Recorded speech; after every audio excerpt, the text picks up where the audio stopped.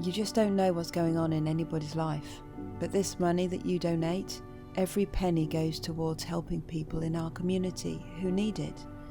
There may be somebody that you pass on the street. There may be a neighbour, even your friends.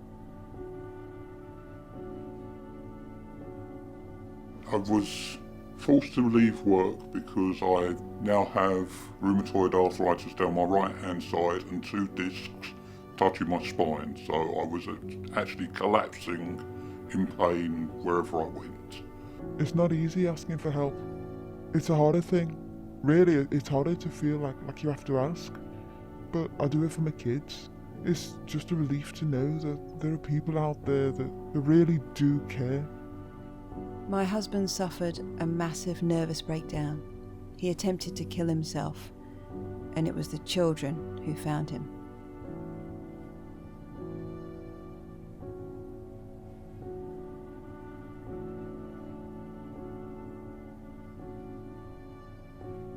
This call Nidre, there are far fewer people going to be in our services than have ever been before.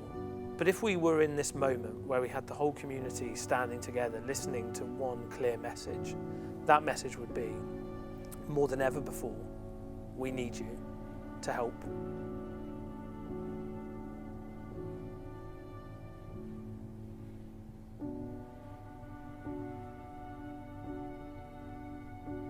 There was no money coming in at all, and my savings are now non-savings now. Everything's gone.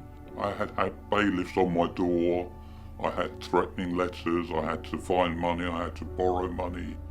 It got so bad that I didn't even want to be here anymore. My husband is very supportive, but he's unfortunately has a disability and can't work, which has a huge impact on our family.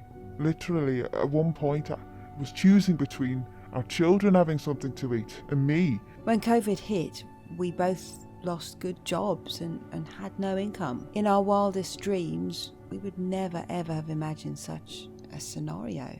I was literally paralysed with fear. We were going to be on the streets. So I called Karen at the shul and I said, Karen, I don't know what to do.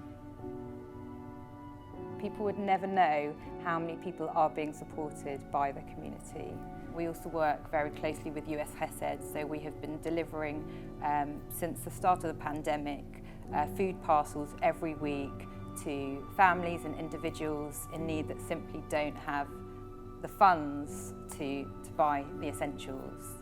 They provide me with a food delivery, and I exist purely on what I get given from the synagogue. These boxes just kept coming, and they came with love, and they came with so much love.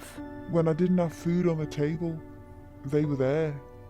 When our car broke down and we had no money for parts, they were there. When I desperately needed someone to talk to, they were there. Bournemwood and Elstree United Synagogue saved our family from homelessness and spared us from the humiliation of having to line up at a food bank. I don't think anyone can really appreciate what that means. I don't think anyone understands unless you've actually been here. There's no doubt this situation has been very challenging, both personally and for the whole community. There's nothing more that a rabbi likes better than to be able to see his members physically. And not to be able to do that has been really, really difficult. And we've had to find ways to connect with them using technology and social media that allowed us actually to reach people who we've never reached before. We're going to maintain some of that, but we're also looking forward to the time when we can get back together again physically.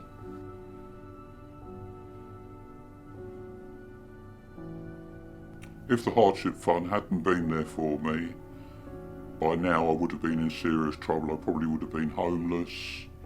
I would have been very, very hungry by now, and my spirit would have been completely broken.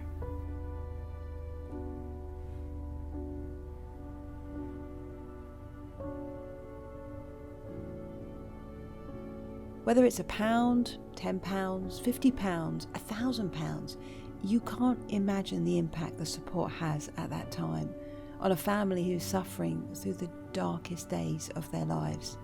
All the support you give is amazing, and we're truly grateful, because without this support, I don't know what we would do. Just by giving a little bit will actually make such a difference. This year, this Kol Nidre, wherever we are, we need everyone to maintain that sense of community and be there right beside each other.